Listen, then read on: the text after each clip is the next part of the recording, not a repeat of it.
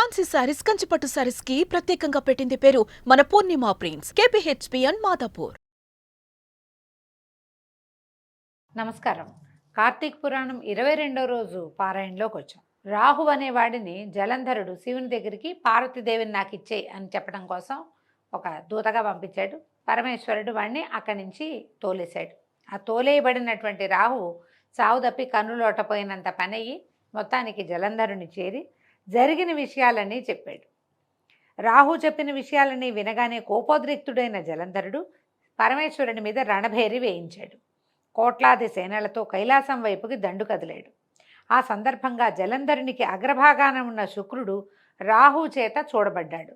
తత్ఫలితంగా జలంధరుడి కిరీటం నేలకి పడింది. రాక్షస సేనల విమానాలతోటి కిక్కిరిసిపోయిన ఆకాశం వర్షాకాలపు మేఘావృతమైన ఆకాశంలాగా కనిపిస్తోంది. ఈ రణోద్యోగాన్ని ఎరిగినటువంటి దేవతలు ఇంద్రుణ్ణి ముందరుంచుకుని రహస్య మార్గాన పరమేశ్వరుని సన్నిధికి వెళ్ళి ఈ యుద్ధ వార్తల్ని విన్నవించారు. ఓ దేవాధిదేవ, ఇన్ని నాళ్లుగా వాని వల్ల మేము పడుతున్న ఇక్కట్లన్నీ నీకు తెలుసు. ఈవేళ వాడు నీ మీదకే దండెత్తొస్తున్నాడు. సర్వలోక కళ్యాణార్థం వాడిని జయించు తండ్రి అని అనేక విధాలుగా ప్రార్థించారు. వెనువెంటనే విరూపాక్షుడు విష్ణువుని స్మరించాడు. విష్ణువు ఇక్కడికి వచ్చాడట కైలాసానికి. వస్తే శివుడు ఆయన్ని చూసి, కేశవ, గత జగడంలోనే ఆ జలంధరుణ్ణి యమునిపాలు చేయకపోయావా?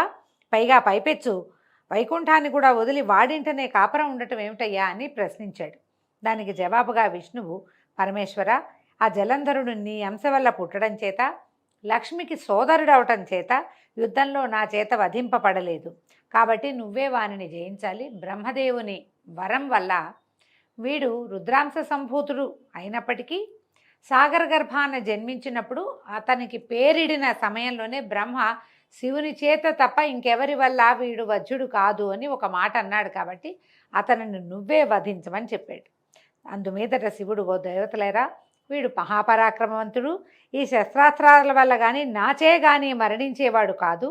కాబట్టి మీరందరూ కూడా ఈ అస్త్రశస్త్రాలన్నిట్లలో మీ తేజస్సులను సైతం ప్రకాశింపచేయాలి అని ఆజ్ఞాపించేసరికి విష్ణువాది దేవతలందరూ తమ తమ తేజస్సులను బయల్పరిచారు. గుట్టగా ఏర్పడిన ఆ తేజస్సులో పరమేశ్వరుడు తన తేజాన్ని కలిపి మహోత్తమము, భీషణ జ్వాలాస్యము, వేగ సంపన్నము, అత్యంత భయంకరము అయినటువంటి సుదర్శనం అనే చక్రాన్ని నిర్మించాడు. ఇప్పుడు సుదర్శన చక్రానికి అంత బలం ఎందుకు అంటే, ఇట్లా ఇన్ని విధాల బలాలు కలిసి ఉన్నది. తర్వాత ఈ వధ అనంతరము దాన్ని విష్ణువుకే సమర్పించేశారు. అప్పటికే 1,000,000 ఏనుగులు, 1,000,000 గుర్రాలు, 1,000,000 కాల్బలగము, వాటితోటి కైలాస భూములకు చేరినటువంటి జలంధరుణ్ణి దేవతలు, ప్రమథగణాలు ఒక్కుమ్ముడిగా ఎదుర్కొన్నాయి. నందీశ్వర, విఘ్నేశ్వర, సుబ్రహ్మణ్యేశ్వరాదులు కూడా తమ తమ గణాలతోటి జలంధరుని మూర్కొన్నారు. 2 తెగల మధ్య భయంకరమైన సంకుల సమరం కొనసాగింది. ఇరుపక్షాల నుంచి వచ్చేటువంటి వీరరస ప్రేరకాలైన భేరీ, మృదంగ, శంఖాది ధ్వనులతోనూ, రథనేమి ధ్వనులతోనూ, గజ గీంకారాలతోనూ భూమి విపరీతమైన ధ్వనులతో ప్రకంపిస్తోంది. పరస్పర ప్రయోజితాలైన శూల, పట్టిస, తోమర, బాణ, శక్తిగదాద్యాయుధ భరితమైన ఆకాశం పగలే చుక్కలు పొడిచినట్టుగా ఉంది.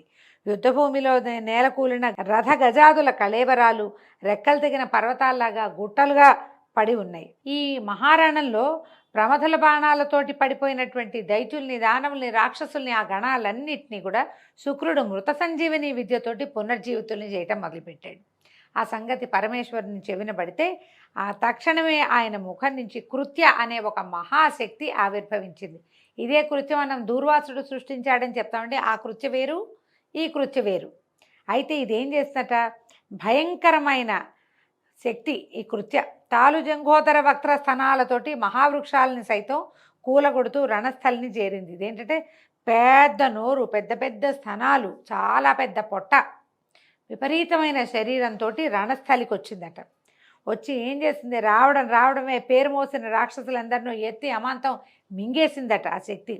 ఆ ఊపు వరుసగా ఒక్కొక్కరిని మింగేసి వచ్చి శుక్రుణ్ణి తన యోనిలో చేర్చుకుని అంతర్ధానం అయిపోయింది, దాచేసిందట పొట్ట లోపల భాగంలో.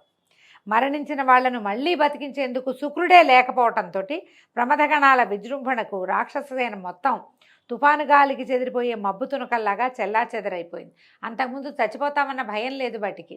రాక్షసేనకి. ఎందుకంటే సస్తే బతికించేందుకు శుక్రుడు ఉన్నాడు. ఇప్పుడు శుక్రుడు మళ్ళీ బతికే అవకాశం లేకుండా కృత్యాగర్భంలోకి వెళ్ళిపోయాడు. ఇక శుక్రుడు లేడు, బతుకుతామన్న ఆశ లేదు, చస్తామన్న భయం వచ్చేసింది. ఈ భయంతో మబ్బు తునకల్లాగా వేద గాలి వస్తే ఎట్లా మబ్బు చెల్లా చెదరైపోతున్నాయి, అట్లా రాక్షస గణాలన్నీ చెల్లా చెదరైపోయినాయి. అందుకు గినిసిన శుంభ కాలనేమ్యాది సేనానాయకులు అగణ శరపరంపరతో శివగణాలని నిరోధించటం మొదలెట్టారు. చక్కటి పంట మీద మిడతల దండులాగా తమ మీద పడే రాక్షస బాణాలకు రక్తసిక్త దేహులై అప్పుడే పూసిన మోదుగ చెట్లలాగా తయారైన శివసేనలన్నీ తిరుగుమొహం బట్టి పారిపోవటం మొదలెట్టాయి. అది గమనించినటువంటి నందీశ్వర, విఘ్నేశ్వర, సుబ్రహ్మణ్యేశ్వరులు ఆగ్రహావేశులై రాక్షస సేనల మీదకి విజృంభించారు. నందీశ్వరుడు కాలనేమితోనూ, విఘ్నేశ్వరుడు శుంభునితోనూ, కుమారస్వామి నిశుంభుడితోనూ ద్వంద్వ యుద్ధానికి తలపడ్డారు. నిశుంభుడి బాణాఘాతానికి సుబ్రహ్మణ్య స్వామి వాహనమైన నెవలి మూర్ఛపోయిందట. నందీశ్వరుడు తన బాణ పరంపరతో కాలనేమి యొక్క గుర్రాలను, జెండాను, ధనుస్సును, సారథిని నాశనం చేశాడు. అందుకు కోపించిన శుంభుడు విఘ్నేశ్వరుడి వాహనమైన ఎలుకని బాణంతో బాధించాడు. అది కదలలేని పరిస్థితి ఏర్పడడంతో వినాయకుడు గండ్రగొడ్డల్ని ధరించి కాలినడకన శుంభుని చేరి వాడి వక్షస్థలాన్ని చీరేశాడట. వాడు భూమిపై పడిపోయాడు. అది గమనించిన కాలనేమి, నిశుంభులు ఇద్దరూ ఒకేసారిగా గణపతి మీద కలిపడ్డారు. దీన్ని గుర్తించి వారి మధ్యకు రంగప్రవేశం చేశాడు వీరభద్రుడు. వీరభద్రుడు ఎవరండి? పరమేశ్వరాగ్రహం నుంచి పుట్టినవాడు. ఆయన వచ్చాడు. వినాయకుడి సహాయార్థమై వీరభద్రుడు కదలగానే కూష్మాండ, భైరవ, భేతాళ, పిశాచ, యోగిని గణాలన్నీ కూడా ఆయన్ని అనుసరించాయి. గణసహితుడైన వీరభద్రుని విజృంభణతో రాక్షస గణాలు హాహాకారాలు చేశాయి. అంతలోనే మూర్ఛదేరిన నందీశ్వర కుమారస్వాములు ఇద్దరు పునః యుద్ధంలోకి ప్రవేశించారు. వాళ్ళందరి విజృంభణతోటి వీగిపోతున్న తన బలాన్ని చూసిన జలంధరుడు అతి అనే పేరున్న పతాకం ఉన్న రథం మీద వచ్చి సమస్త గణాలని ఎదుర్కొన్నట్ట. జలంధరుడి బాణాలతో భూమి ఆకాశాల మధ్య ప్రాంతమంతా నిండిపోయింది. 5 బాణాలతో విఘ్నేశ్వరుని, 9 బాణాలతో నందీశ్వరుని, 20 బాణాలతోటి వీరభద్రుని కొట్టి మూర్ఛపోగొట్టి భీషణమైన సింహగర్జన చేశాడు.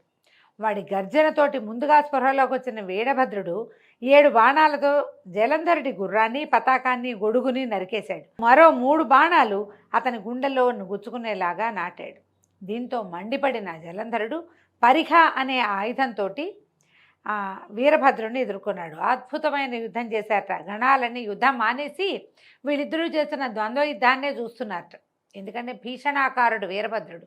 అతన్ని ఎదుర్కొనాలంటే అవతల వాడికి ఎంత బలం కావాలి? అంత బలశాలి అయిన జలంధరుడి యుద్ధ నైపుణ్యాన్ని, వీరభద్రుడి మహాగ్రమైనటువంటి స్వరూపాన్ని ఆశ్చర్యంగా చూస్తూ గణాలన్నీ యుద్ధం మానేసి వాళ్ళకేసి చూస్తూ నుంచున్నాయట. అనంతరం ఏం చేశాడట, మళ్ళీ జలంధరుడు పరిఘాయుధాన్ని వీరభద్రుడి తల మీద ప్రయోగించాట. తలకి దెబ్బ తగిలిన వీరభద్రుడు స్పృహ తప్పి పడిపోయాట. చివరికి దేవతలందరూ ప్రార్థించారయ్యా, అందరూ పడిపోయారు, నీ కుమారులు స్పృహ తప్పి మళ్ళీ లేచారు, నీ అపరావతారమైన వీరభద్రుడు స్పృహ తప్పి పడున్నాడు, ఈ జలంధరుడు విజృంభించాడు, సేనలన్నింటినీ చంపేస్తున్నాడు, స్వామి ఏదైనా చెయ్యని పరమేశ్వరుణ్ణి విపరీతంగా ప్రార్థించారు దేవతలు. అప్పుడు ఆయన లేచొచ్చి యుద్ధానికి ఉపక్రమించాట. అతనిని యుద్ధంలో జయించడం శివుడికి శక్యం కాలేదు. ఎప్పటికీ జలంధరుడు హతుడు కాకపోవటానికి అతని భార్య అయినటువంటి కాలనేమి కుమార్తె అయిన బృంద యొక్క పాతివ్రత్యమే కారణమని విష్ణుమూర్తి గ్రహించాడు. ఆమె ముందు విష్ణుమాయని ప్రయోగించడానికి బయలుదేరాడు. అయితే అక్కడ ఏం జరిగిందట, ఇలా పరమేశ్వరుడితోటి యుద్ధానికి వెళ్ళిన తన భర్త యొక్క యోగక్షేమాల కోసం భయపడుతున్న బృంద ఒక మునీశ్వరుడి వద్దకు వెళ్ళి తన భర్త యోగక్షేమాలు తెలుసుకుందామని ఆమె బయలుదేరి వెళ్ళింది. ఆమెని విష్ణుమాయ అనుసరించింది. మనం ఈ విష్ణుమాయ అనుసరించిన బృందాదేవి ఏమవుతుందో రేపటి కథలో మళ్ళీ తెలుసుకుందామండి. ఈ రోజుతోటి 22వ రోజు పారాయణ పూర్తయింది. రేపు ఉదయం 23వ రోజు పారాయణలో మళ్ళీ కలుసుకుందాం. నమస్కారం.